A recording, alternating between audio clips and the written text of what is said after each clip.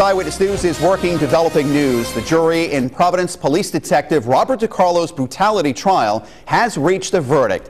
Guilty of assault with a dangerous weapon, not guilty of simple assault. Eyewitness News reporter Julie Raditsky joins us now with more, live outside of Superior Court with the Providence Mobile Newsroom.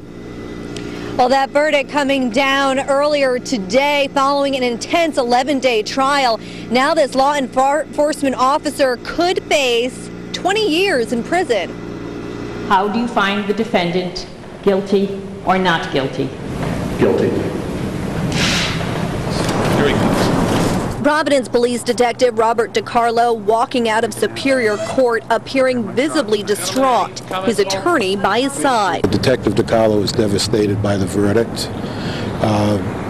He's broken down multiple times during the course of the trial. He never intended to strike a man in handcuffs. He's very apologetic to Mr. Mendonca. Prosecutors say this grainy video showed Decarlo striking 22-year-old Louis Mendonca with a flashlight, leaving a gash on his head.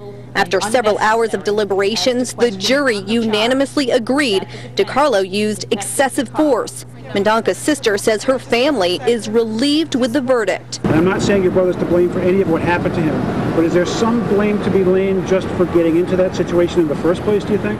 Well, even if that's the case, nobody has a right to treat no one like that. So it doesn't matter what crime my brother made, but nobody has the right to treat nobody like that. And the Attorney General releasing this statement, quote, "Today's verdict sends a strong message. Excessive force by a police officer against a detained suspect is a breach of the public's trust and will not be tolerated." Meanwhile, Decarlo remains out on bail awaiting that sentencing hearing.